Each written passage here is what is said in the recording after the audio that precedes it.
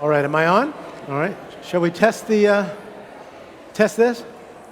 All right, there we go. Welcome, everybody. Glad that you're here today for this gathering of our church to learn about what happened at General Conference. Thank you for coming. I know we may have a few guests here as well. Our purpose is to help folks understand the results and the impact of the recently concluded General Conference of the United Methodist Church, known as the 2020/2024 General Conference. I'll explain that slash in a little bit. The format will be that I'm going to spend probably about 40 minutes or so with an overview of the most significant decisions, some of the implications.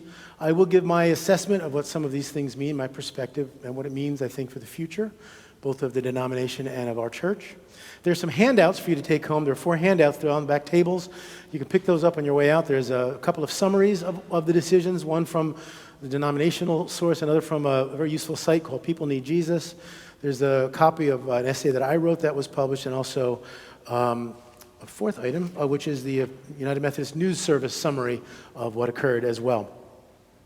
Full disclosure, as you know, I'm not unbiased. Nobody is, right? My perspective on these matters, I'm sure, will come through, but no one is unbiased. It's not possible to be so. I think it is possible to be fair, to be factual, and I will attempt to be that as I go through the decisions that were made, as I look at I will be pointed in some of my criticisms, but it's always been my intent never to attack anyone's motives or character, and I will not do that. We have some visitors with us. Our district superintendent, Jenny Freumeyer, is here, and when we move to the question and answers, I'm going to invite her to come forward to say a few words while we collect those.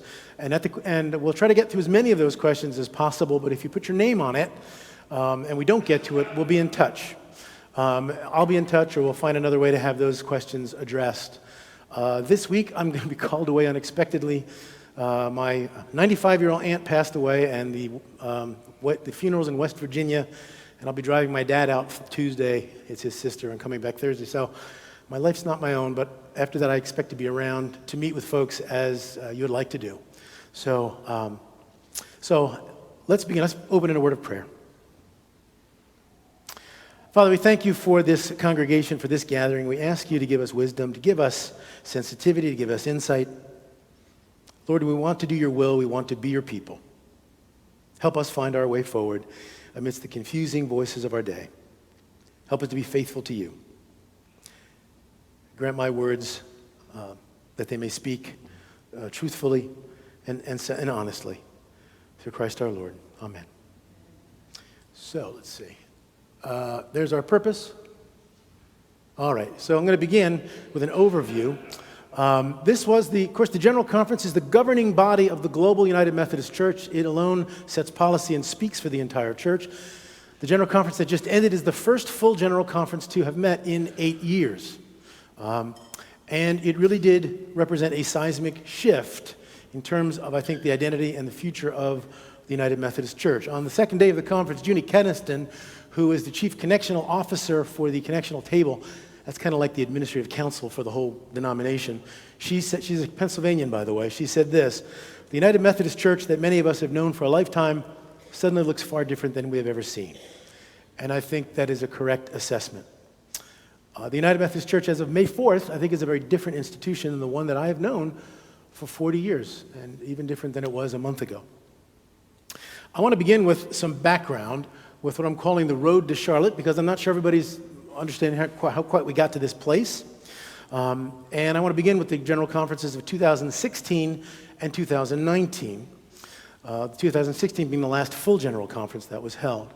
And what became evident at those 2 General Conferences, and really at the 4, was that there had been for years a deepening divide within the denomination, a theological divide, and between the groups often denoted as traditionalists and progressives. You might use conservatives and liberals, but traditionalists and progressives seem to be the terms that have gained currency. The flashpoint issue The one which garnered the most headlines and garnered the most conflict, of course, centered around questions of marriage and sexuality. However, I think many people, including our own Bishop Scholl, has made it clear that the issues go much deeper than that. This is something that Bishop Scholl said a couple of years ago. Let me be clear, LGBTQ people are not the reason for our differences. Our differences are because of our own beliefs, traditions, understandings, and attitudes. So there was this deep divide that had been growing for years. And at the 2016 General Conference, there was open talk of a split happening right there and then. But the bishops stepped in and said, give us some time to come up with a plan, a way forward to try to keep the church together despite the divide for years to come. And that was the beginning of the so-called Commission on a Way Forward, you may recall. It was kind of a blue ribbon panel of, I think, 32 people from across the theological spectrum, and their job was to come up with a plan. But they were unable to do so. They wound up coming up with 3 plans, and the bishops endorsed none of them officially, although they made it clear their preferences for the so-called One Church plan, which was essentially a local option plan. But the one that wound up winning the majority of votes at the 2019 special session of the General Conference was something called the Traditional Plan, and that was to keep the church in line with the sort of growing global Orthodox consensus and the growing majority, which was primarily in Africa and elsewhere, that was more conservative. Also at that General Conference in 2019, a disaffiliation clause was added to the discipline. That's the paragraph 2553 you've probably heard about. And that originally was put in because it was thought that there would be progressive congregations that would have a difficult time as a matter of conscience remaining in a church which was going to maintain historic traditional standards on marriage and sexuality. And some did, in fact, use that. One right here in Lancaster County, Grandview Church, disaffiliated several years ago. What happened in the aftermath of 2019 was a huge reaction, a revolt in a sense. Many conferences, many denominational leaders, including bishops and denominational officials, even conferences officially making statements, essentially said, no way, we are not going to abide this decision of the General Conference. And so what began to expand was something that's been called either civil disobedience or ecclesial defiance, but in this case, in many cases, some of the very leaders charged with upholding the decisions of General Conference. And so one of the things that happened in 2016 was right after that conference, an openly gay partnered bishop was elected on the West Coast. The Judicial Council, which is like the Supreme Court of our denomination, said that was illegal, you need to rectify it. But the Western jurisdiction and its leaders simply said no, and they ignored it. So people who are of a traditionalist theology began to question what it meant to be in a connectional system where the policies and rules established by the governing body could be ignored or defied, and it seemed to them that the governance structure was breaking down. And so traditional-leaning people then began using the disaffiliation paragraph, which was not intended that way originally. And yet they did not yet do so in great numbers. By the end of 2021, only 190 churches in America had used the disaffiliation paragraph, and the reason for that was because there was another General Conference scheduled for May of 2020. And everyone expected that that General Conference would address the question again, all these issues that were dividing the church. One key proposal to do so was something called the Protocol of Reconciliation and Grace Through Separation. This was an agreement that was negotiated at the instigation of the late Bishop John Yambasu of Sierra Leone, whom Dorcas Commanda knew well. And it drew people together from all the different wings of the church, and they hammered out an agreement that was presented to be acted on by the 2020 General Conference. They acknowledged that there were irreconcilable differences within the United Methodist Church, and this protocol proposed an amicable and orderly separation, the creation of 2 or more new denominations to succeed the United Methodist Church. And under its terms, annual conferences, local churches, and clergy could choose to align with one of those successor denominations with their property and without cost. Well, of course, we know what happened. COVID intervened in March of 2020 and kind of put everything in the world on hold. And so the General Conference was postponed for a year till 2021. And then as the pandemic dragged on, it was postponed a second time to the late summer of 2022. Still, everyone expected that that conference would meet and it would address these simmering problems and divisions. But then in March of 2022, a third postponement was announced by the Commission on General Conference, this time for 2 more years, till 2024. And the main stated reason for doing so was the difficulty in being able to get visa interviews for the foreign delegates to be able to enter the country on time. I was a member of that body, you may remember, a member of that commission, and I resigned in protest in the wake of that decision because I felt very strongly that they had not taken seriously the effort to try to move forward with that General Conference that year. If you want more information on that, there's an article that was published and also an interview I can refer you to that I gave. So then what began to happen was the split erupted. On May 1st of 2022, a new Methodist denomination, the Global Methodist Church, launched, which announced that it would stand by historic doctrinal and moral teachings of Methodism, including those on marriage and sexuality. The last time I looked, the GMC now has 4,500 congregations in 28 conferences around the world. Traditional congregations began to scramble to use paragraph 2553. The reason for that was that when it was passed in 2019, it had a sunset clause.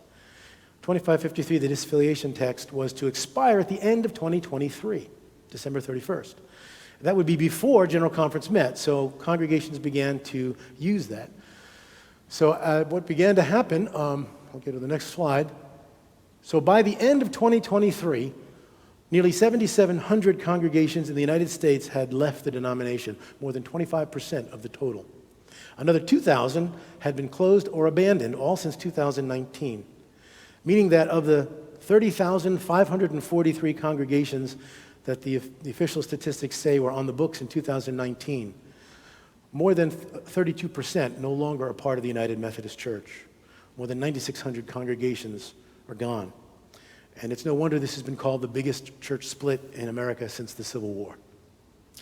Well, now we come to in Eastern Pennsylvania, by the way, over just the last 2 years, we have lost 19 churches of the approximately 375 in our conference, and 52 more are in a lawsuit trying to get out through legal means. Let's shift to the General Conference. It just ended. Some key considerations to keep in mind to try to make sense of some of the things that happened, especially the large vote majorities. You've probably seen news reports about how overwhelming many of the votes were on some of these questions. There's some reasons for that.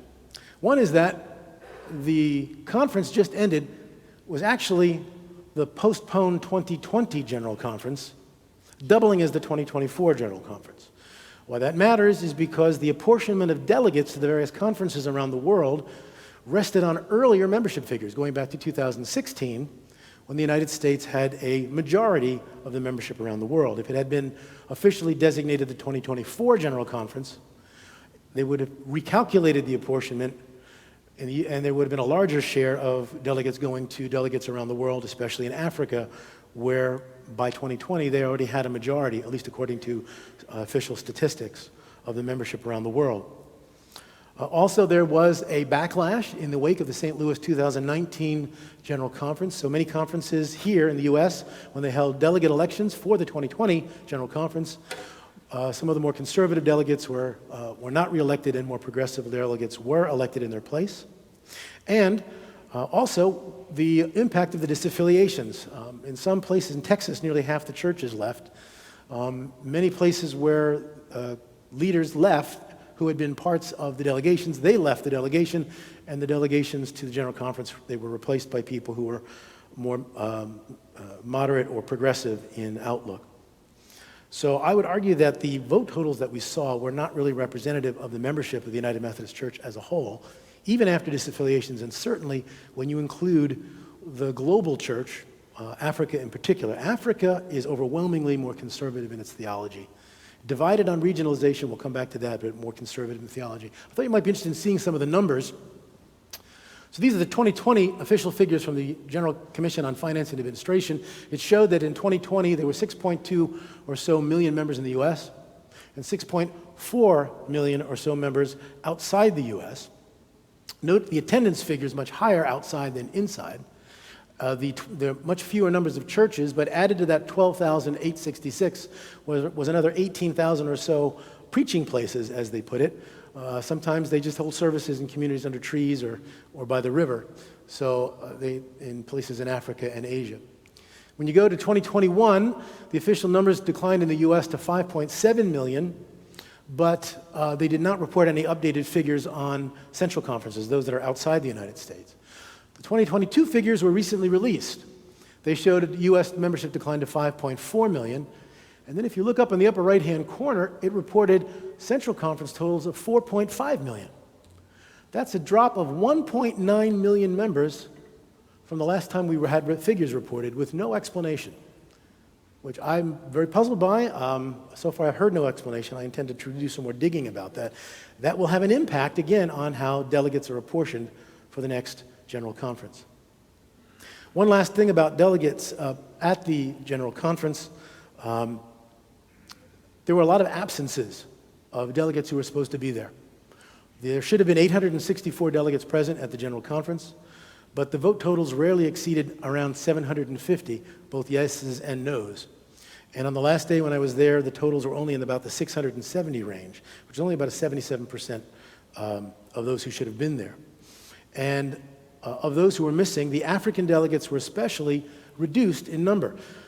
They should have had about 275 delegates present, but because of visa problems, of not getting their paperwork in time to get their interviews and get their visas to enter the U.S., anywhere, I have not gotten a specific numbers, they range from 70 to 97 of them were missing that should have been there. And I think that impacted some of the outcomes as well. Let's talk about some of the key decisions in Charlotte. So obviously the one that has garnered the most publicity, gotten the most attention, have been the changes regarding sexuality in our discipline. The long-standing language in various parts of the discipline which declared the practice of homosexuality incompatible with Christian teaching has been eliminated throughout.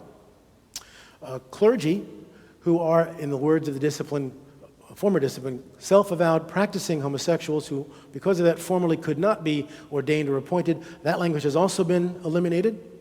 By the way, that passed on the consent calendar without debate, and I'll come back to the consent calendar. The consent calendar is kind of like an omnibus bill in Congress, where a lot of things get wrapped up together, you have to vote them all up or down, and I think there's some issues with that. But anyway, moving along, prohibitions on conducting or hosting same-sex marriages also were removed from the discipline.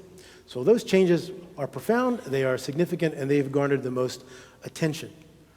Now, some of the other decisions, though, they did in fact pass language that would put in place conscience protections for clergy who, as a matter of conscience, do not feel that they can preside over same-sex ceremonies.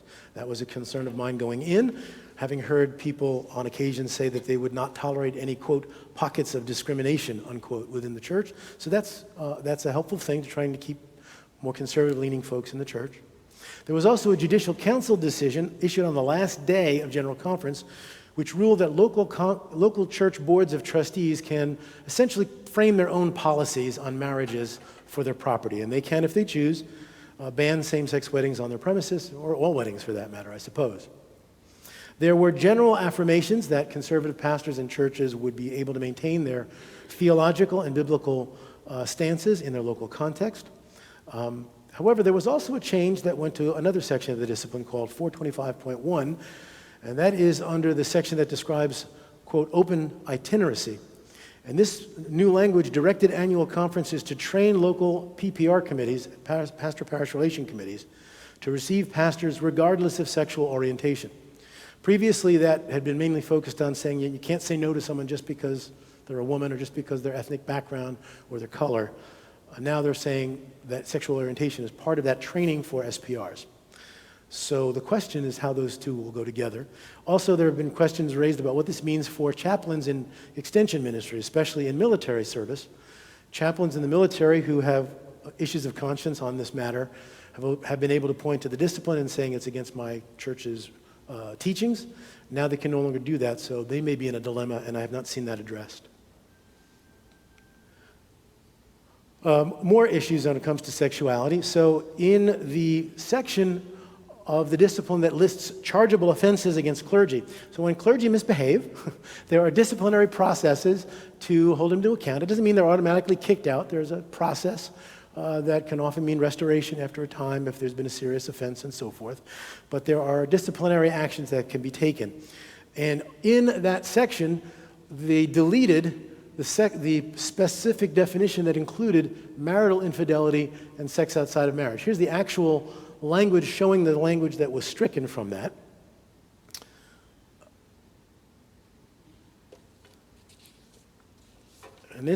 So sexual misconduct still remains a chargeable offense, but it's now less defined clearly and much more up to the discretion of local bishops and boards of ordained ministry.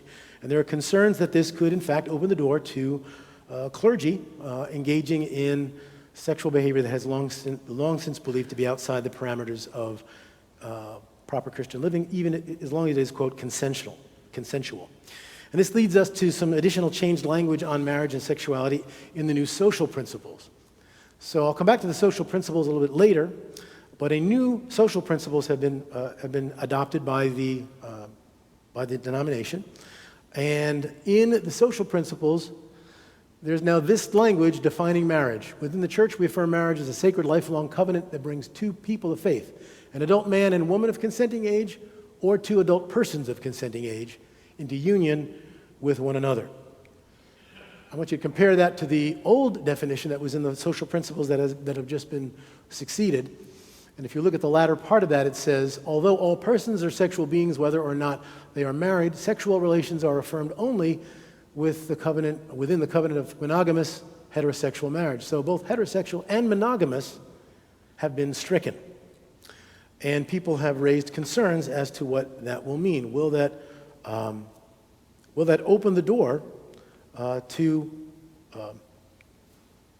polyamory? And this is not just a theoretical concern. One of the delegates who delivered a minority report on the last day, Bob Zillhaver of Western Pennsylvania Conference, whom I know, got up and quoted from a Pittsburgh city paper from about a year and a half ago of an anonymous United Methodist pastor who wrote this, and part of that says that he is both bisexual and polyamorous, and he would love to be able to tell his congregation that that's the case, but he knew that they would not accept that. And I think with many of the new understandings of sexuality, if a person says, this is who I am, and I need to live this out in order to be true to myself, the question is whether that would be something that the church could say no to, and on what basis. So I don't think it's a theoretical question. So that's all the sexuality changes. Let's move on to some other key decisions. Another big one that garnered attention was regionalization.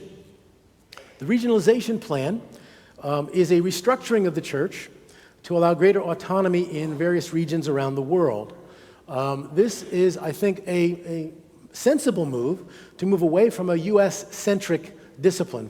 The discipline has evolved over the years pretty much out of a North American context, even assumes legal contexts in the U.S. that are not relevant in other countries. And so it's long been needed that there's more ability to adapt the discipline to other cultural and legal contexts.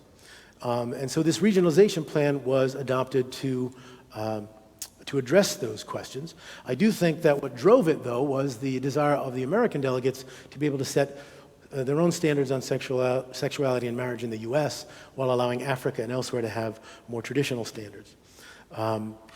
But there will be one region in the U.S., 3 regions in Africa, also regions in Europe and in the Philippines.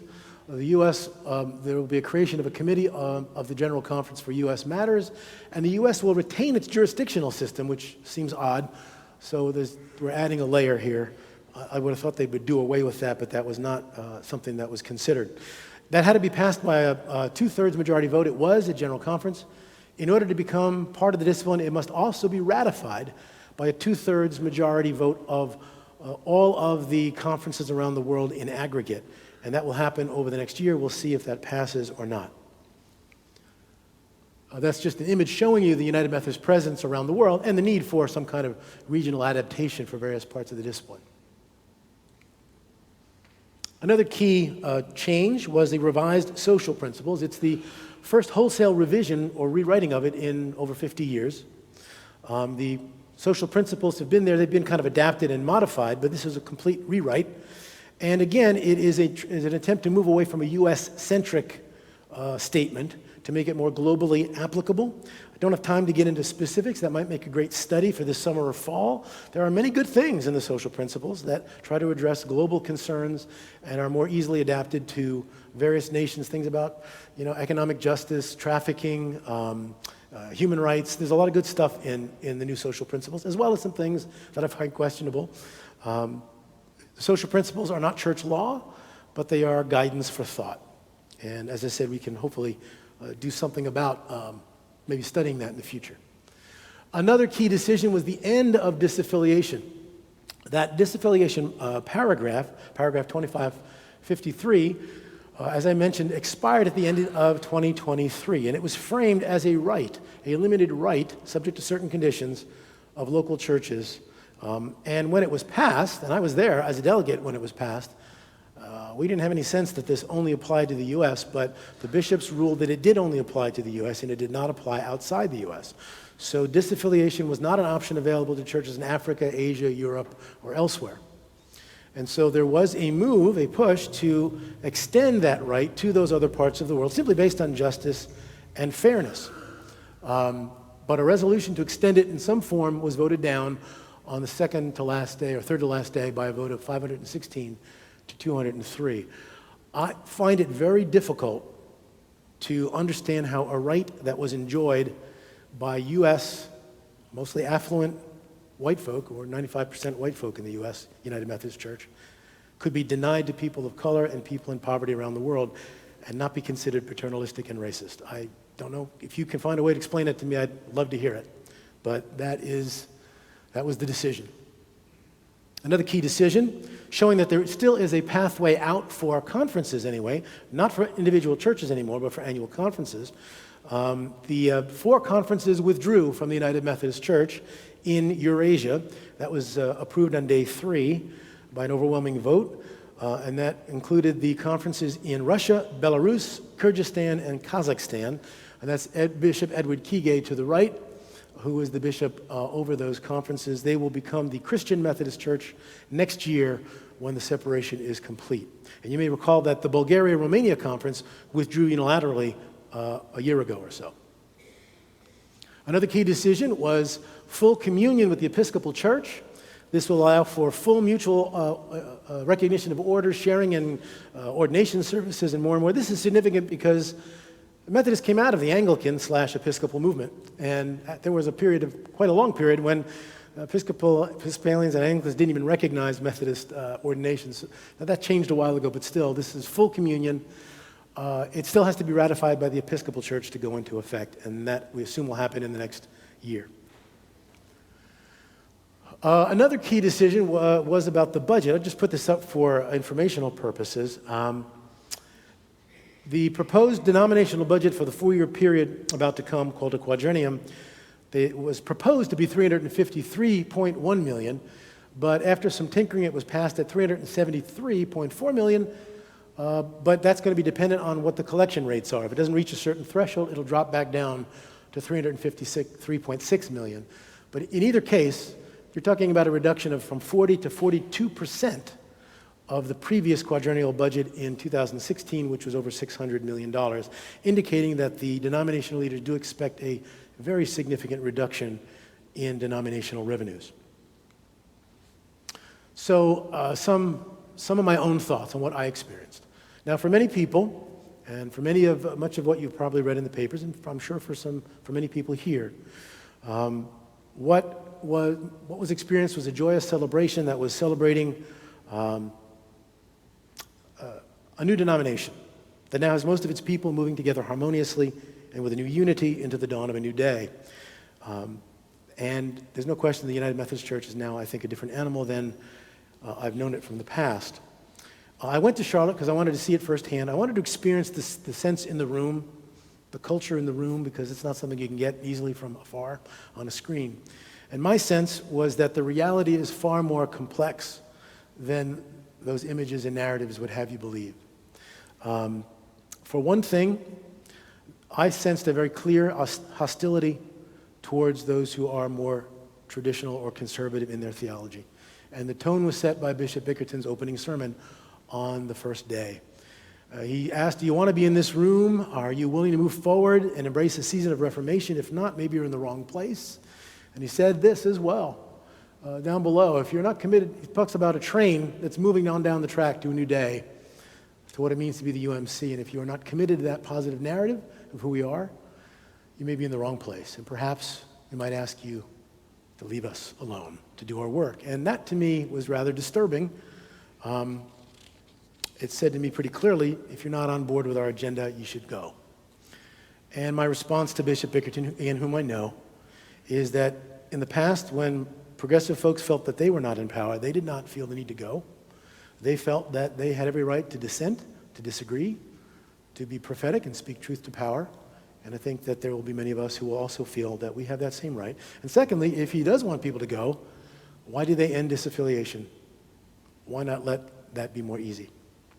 I encountered kind of a cult. You couldn't quite see it from the delegates floor, but in the observer area where I was, it felt to me much more like a political convention. There were rainbow flags in abundance, and there's a very different feel than the church that I've known in the past. A photograph I took there of two folks wearing capes, rainbow capes, were kind of marching back and forth before the observers.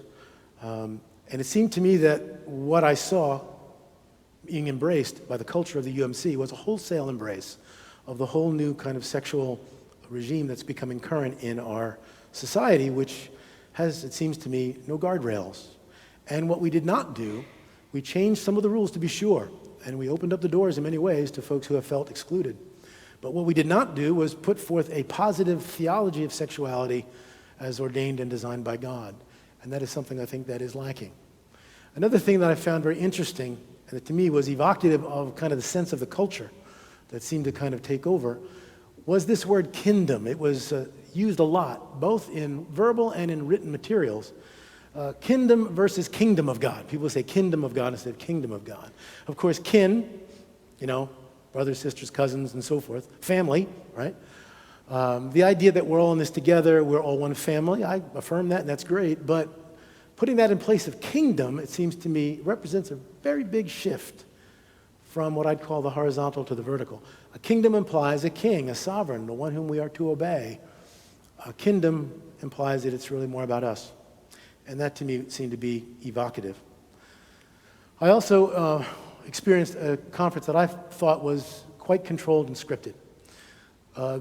It's been a feature of conferences at every level in the Methodist Church to have something called moments of personal privilege, where someone can get up to the mic, a delegate, and make an announcement or just say something that's on their heart. That was denied. They put a rule in place that in order to do so, you had to submit it in writing in advance. It had to be approved by a committee, and it would be read by someone on the dais, not by the person in whole or part. And there were times when, especially African delegates, were not permitted to say what they wanted to say from the floor. And there was a protest, in fact, by the African delegates about that. In the past, there had been quite a liberal use of that. In fact, oftentimes at General Conference, bishops would allow non-delegates to get on the floor to share their concern, their pain, and their perspective. So that seemed to me a very big difference. There was also what I would call the use or even the abuse of the consent calendar. I mentioned that that's like an omnibus bill in Congress where you take a lot of different pieces of legislation, wrap them up together, and there's an up or down vote on everything. What that means is that there's no debate on individual pieces unless those pieces are pulled off the consent calendar by getting a minimum number of votes to do so. And a lot of the reform, 4/5 of the regionalization plan went through on the consent calendar. Most of the social principles went through on the social calendar, and a number of the changes to the sexuality standards went through on the social calendar, on the consent calendar, rather. I also thought that the Africans were badly treated. They were doubly disfranchised. First, by, as I mentioned earlier, using the earlier numbers from 2016 for the delegate apportionments, they received a smaller number relative to the actual membership in Africa. But then, because of the lack of, getting the job done, they didn't get their visas in time, so those that they were apportioned, there were supposed to be about 275 of them there. About 25 to 30% were not present that should have been there. I also saw rude treatment to these African delegates. One that really stands out was there was an African who came to the mic, was giving his 2-minute speech, and about a minute and a half into it, an American delegate came up to the mic, or came up behind him and began to shout, point of order, interrupting him. And the woman was then asked what a point of order was, and she said that we had just passed an order of the day, a hard stop on the agenda, and when asked what it was lunch, the lunch break. And she said, well, I always think better when I'm not hungry. And at that point, the bishop adjourned for lunch, did not let the men continue, called him back after the lunch break, but only gave him the remaining 30 seconds and not the full 2 minutes to restate it. And I thought that was remarkable and emblematic of how the Africans felt. And I heard from a number of them about how they felt that they were treated. Also, there was a reduction of bishops. They were promised 5 new bishops in 2016. That was reduced to 2. Overall, bishops will be reduced in the UMC because of both finances and lower numbers. But in the U.S., I guess globally, they've decided to disconnect membership minimums for bishops. It used to be there had to be a minimum number of members to justify a bishop. Now, bishops can be added based upon, quote, missional reasons.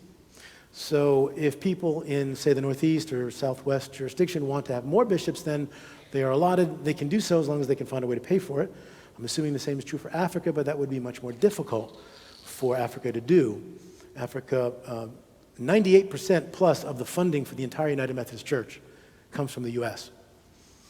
And what I saw was the American branch of the church, though increasingly a minority of the global membership, using its power, its privilege, and its money to control the outcomes and remake the denomination in a North American image.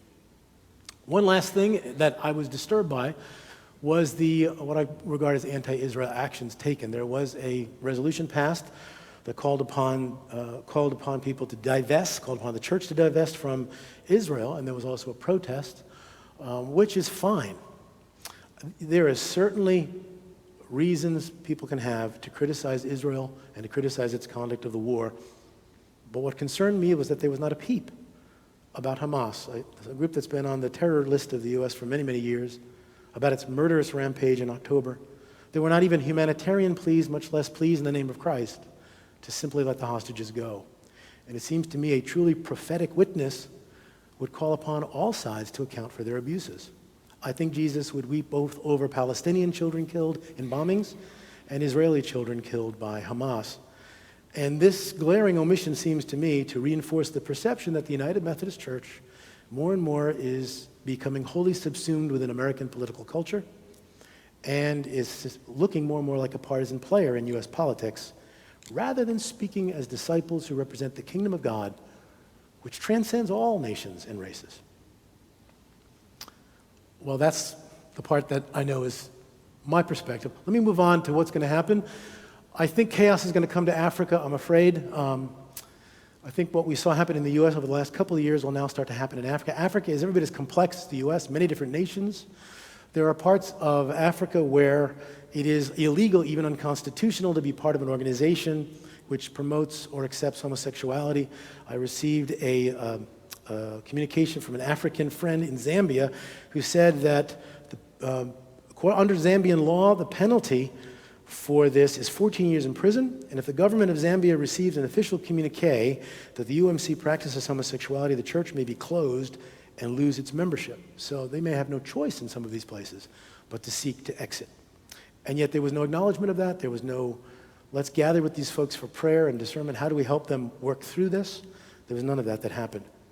But I think Africa is going to be a mess. And I think the decline in the U.S. will also continue. Many traditional churches were counseled not to disaffiliate, but because they were told there would be opportunities to do so even after this General Conference. But that door seems to be closing, certainly by action of General Conference. And now conferences are beginning to make clear what their plans are. Susquehanna Conference, Central Penn, recently announced that there would be no more opportunities for that for their churches, though I was told that promises were made there would be. And at our own annual conference just last week, a resolution that simply called upon the trustees of Eastern Penn to consider creating a policy to allow a gracious exit was voted down. So I think that those churches, though, are still going to try to leave. And as I mentioned, there's a lawsuit going on, and it's a shame that that could not have been ended with something more amicable. So what does this mean for First Church? Well, the dilemma that we've faced for the last few years has now kind of reversed. So for the last number of years, especially since 2019, the dilemma has been, how do we keep our more progressive-leaning members as part of the family and feel respected and not run roughshod over? Now it's flipped. Now the question is, how do we keep our more conservative-leaning members as part of the family and feeling respected and not run roughshod over? If you remember from our survey done last fall, we said about a third of our congregation said that they define themselves as conservative theologically, about a quarter as progressive, and the rest somewhere in the middle. And so that's going to be a challenge for us. Now there are options that we have been presented with. One is this idea of a covenant relationship with the conference. This was something that Bishop Scholl has proposed. That would be that our church creates a profile of who we say we are and how our relationship with the conference would be governed going forward with regard to appointments and how we would interact with the conference, and that covenant relationship would be respected. That is something that we have a committee that's actually begun looking at. They've met several times. That is a possible option.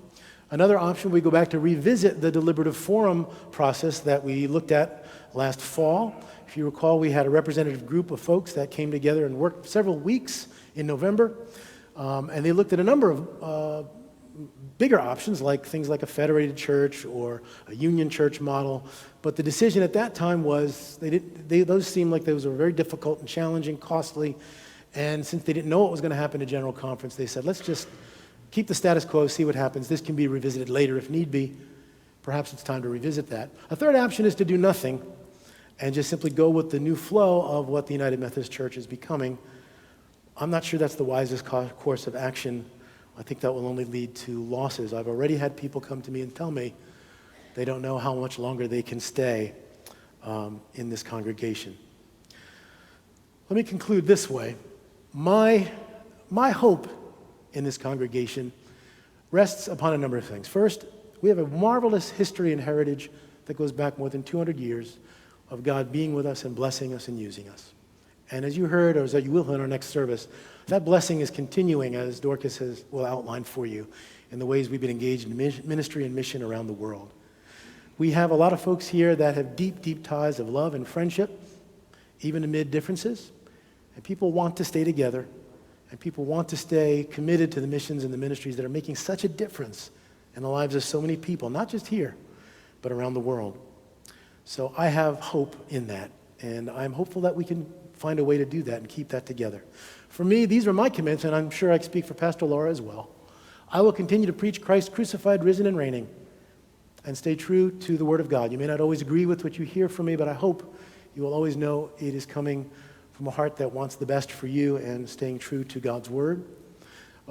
First, church will remain, as it has always been, open to everyone, to welcome everyone and to serve everyone, no matter who they are or how they define their identity. I also pledge to keep our focus on our mission and on our ministry. We are making such a difference, and that is something that holds us together and that we are unified around. And finally, I will work to facilitate whatever process this congregation decides to adopt to move forward through this future that is now looking so different. But the future is uncertain, and we're going to have to work together prayerfully to move into that future as one body. So that is my presentation. What I'd like to do is, I'm going to ask our district superintendent to come forward and perhaps share a few thoughts as the questions are collected. And as we collect those questions and pass them forward, we'll try to get to as many of them as we can. But again, if we don't get to them all, happy to talk with you about them in other contexts. Jenny, do you want to come forward and say a few words? And and this is wireless number 5. There you go. Good morning. It's so nice to be here today. I want to thank Pastor Joe. He has been a committed follower of Jesus for a long time and very well respected in our conference as a leader, has been a delegate in the past. and is passionate about what he does, and so I'm grateful for him. Like him, I loved the fact that you started with, I'm not unbiased. Clearly, I'm not unbiased either, right? I love the Methodist Church. I love the United Methodist Church. I see good things happening all over Lancaster County and Lebanon County, all over the country, all over the world because of the United Methodist Church. And I am heartily in the camp that I want us to go forward together. That's me speaking personally and on behalf of the cabinet. We are committed to moving forward as one church. I do know that even though Joe and I are seeing things sort of from different perspectives here, we are united, probably in more than what we're divided on. We're united in the need for mission around the world. We're united in the need to feed the hungry like you're doing here. I spent a day this past winter up at Anchor serving breakfast. What a powerful experience. Y'all are doing amazing work. We're also in agreement that the United Methodist Church is a worldwide denomination. We right now have our bishop, Don Taylor Storm, Reverend Don Taylor Storm, who's our endorsed Episcopal candidate, one of our endorsed Episcopal candidates over in Tanzania right now, helping with their annual conference, teaching kids, working with them. The regionalization plan that Pastor Joe mentioned was actually brought and initiated. It began as the Christmas Covenant and came out of the Philippines, right? And so those are the voices that ended up bringing it, and voices from all of our central conferences, including those in Africa, are the ones that brought it to General Conference and are the ones that really pushed for it at General Conference. I also just want to kind of expand our understanding of the consent calendar. At General Conference, the consent calendar for the following day is published, and it takes 20 signatures to remove something from the consent calendar. So when you hear something was passed on the consent calendar by 93%, that might mean 50 or so people voted against it. Those 50 people very easily could have had a petition and had it removed from the consent calendar and had it and had good conversation about it on the floor if that's what they had discerned was the right thing to do. And in terms of our new understanding of sexual practice and sexual ethic for our clergy members, here is what was added. So celibacy and singleness and fidelity in marriage is a phrase that's been around for a long time in our discipline, and that was removed. The originator of that phrase did say it was put in there as another pad against LGBTQ inclusion in the lives of our clergy and people being allowed to officiate those unions, those marriages. So that was removed, and here's what it says instead. So all clergy in the United Methodist Church have to this end, exercise self-control. To this end, they, meaning clergy, agree to exercise responsible self-control by personal habits conducive to bodily health, mental and emotional maturity, integrity in all personal relationships, social responsibility, and faithful sexual intimacy, expressed through fidelity, monogamy, commitment, mutual affection and respect, careful and honest communication, mutual consent, and growth in grace and the knowledge and love of God. So that is what is the standard for our clergy, and that is in the Book of Discipline and is maintained, and clergy are expected to live by that. In terms of of what the conference is doing as we move forward, because we understand most of our churches, we recently put out a survey, and most of our churches are not all in one camp or all in another camp. We have a few, but people are not leaving in protest. That's the choir. They want to rehearse the anthem before they come back for our service. I took it personally. I think Mr. Spear is collect.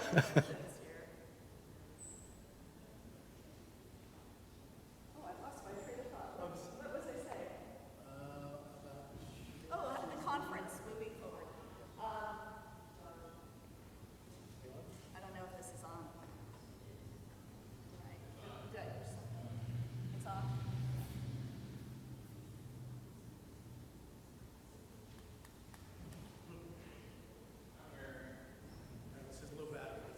Okay. Can you hear me? Okay. I'll use my future voice. As conferences move forward, here's what we're doing. We are looking at covenants with churches. Some of those are more thorough than others.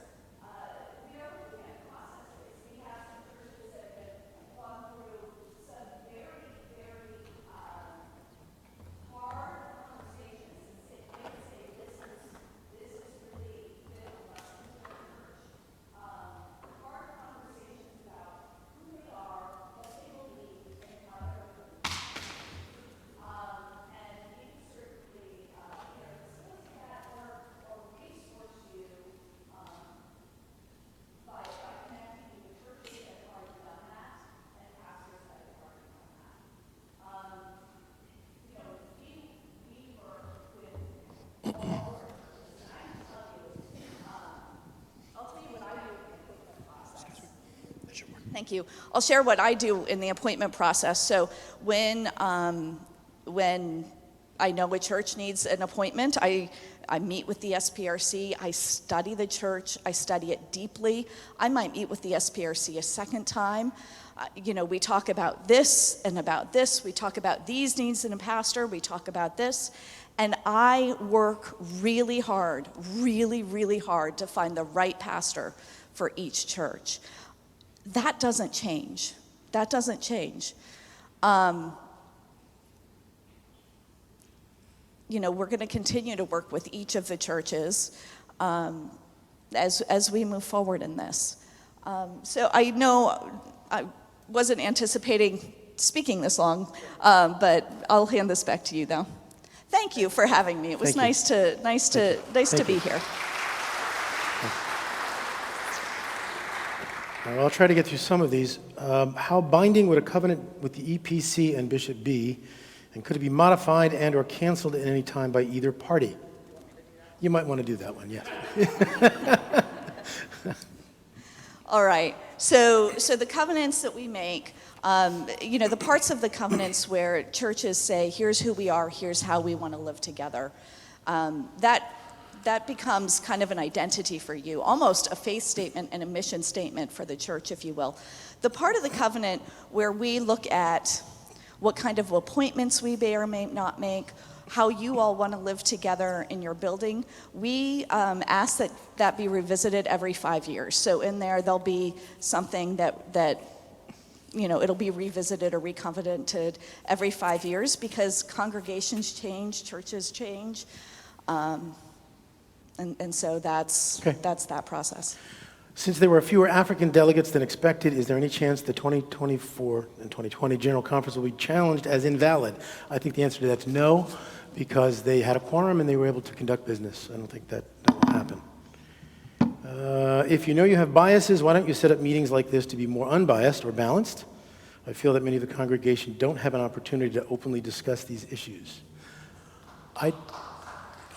Some people agree with that. I'm not so sure. I don't know. Doug, you're part of the third way team, and I felt that we've set up a process that allowed people to very much express their views. But you know, we can find other ways to address that. And as I said, I'll facilitate that, but I think it really is in the hands of the congregation to decide its way forward. So, how does the move for regionalization intersect with the decision to not allow the disaffiliation of African churches or other regimes, I guess that is? I think the idea is that with regionalization, Africa and the Philippines and other places can set their own standards. So the idea would be that from the United Methodist leadership point of view, they would not have to change their view on marriage. They could have their own standards on marriage. And so that would not necessitate them leaving. I think that's the idea. This one is pretty much the same about stepping aside because I'm biased. Let's see. What is an Episcopal candidate? It's a clergy member of our conference who's been nominated by the conference to stand for election to become a bishop. That happens at jurisdictional conference once every 4 years. There's one scheduled for July. And so we have 2 people from our conference that have been nominated. They may or may not get elected. We'll find out. Pastor Joe, given your differences with the current position of our UMC on sexuality, how do you see yourself supporting the new position? Well, I don't support the new position. I guess the question is there still room for folks who have the more traditional Orthodox view? So you want to answer that? So I think that's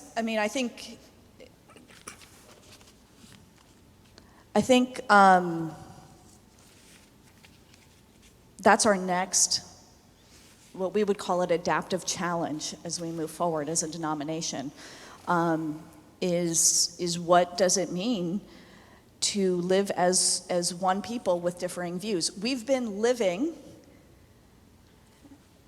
as differing people in one church, or differing views in one church for forever. Right? You can go back to Peter and Paul. We've been living as people with differing views in one church. Here's what I know. Many of you in here sort of know where you fall on this one particular issue, right? We're not talking about issues of the deity of Jesus Christ. We're not talking about issues of the resurrection. We're not talking about issues concerning those absolutely core beliefs about who Jesus is. Goes back to our creedal beliefs, right? I believe in God, the Father Almighty, maker of heaven and earth. We're not talking about that. We're talking about our understanding of what it means to have ministry by, with, and for LGBTQ folk. That's the conversation. And my guess is everyone in here has a sense of where you fall in that. A sense, even if it's, I'm not really sure, right? You have a sense of where you are.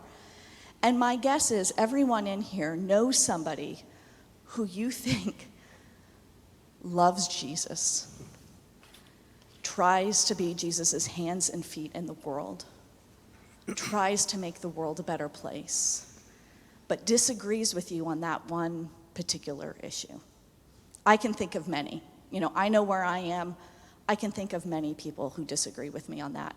I want them in the same church, right? And they want me in the same church. And so that's what we're doing going forward. This is why we're working with congregations. I see that being our great effort going forward is what does it mean for us to all live together, even though we've all been living together, but now that the rules look a little different and people are allowed to exercise their conscience. Thank you. Time's going by. Turn myself back on. A few more I'll try to get to. When will the new edition of the church discipline be available with the changes? I assume by the fall.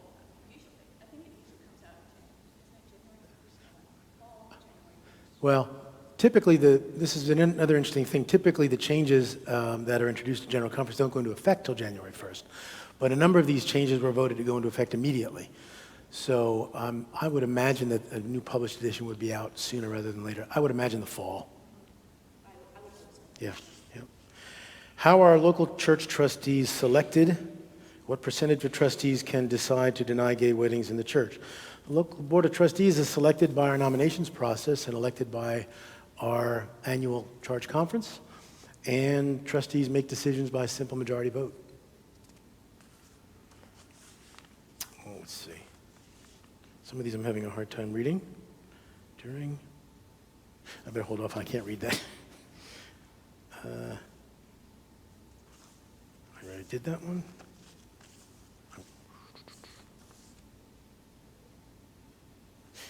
Would you personally continue to serve as pastor under these new parameters? It gets another question of, I suppose, are you staying? I like to answer that's up to God and the bishop, and maybe not in that order. As you know, Methodist pastors are appointed 1 year at a time, and my understanding is I have been reappointed this year. So my hope is to remain here, and I'm planning on that basis. Okay, okay. Let's see. I did that one. I think I've gotten these a little bit confused. It is 10:30. We need to get ourselves set for worship. I've asked Pastor Laura to close us in prayer. If we did not get to your question, I'll look through them. I got to see which ones we didn't address. But as I mentioned, after this week, I will make myself as available as possible to sit down and talk and pray with anyone. So I think both the DS and Pastor Joe have admitted that it is hard to be unbiased on an issue like this. And so when I was asked to have prayer, I know one person who is unbiased and loves us all, and that is Jesus. And so I decided that I would pray the prayer that he prayed for the church in John 17. And so I would ask that you would all stand as we read John 17. This is Jesus' prayer for us. I'll start in verse 9. I'm sorry, I'm not on. I will be on.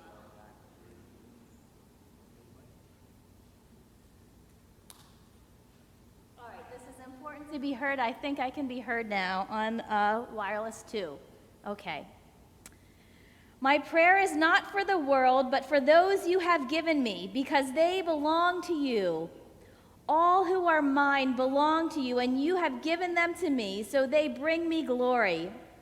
Now I am departing from the world. They are staying in the world, but I am coming to you.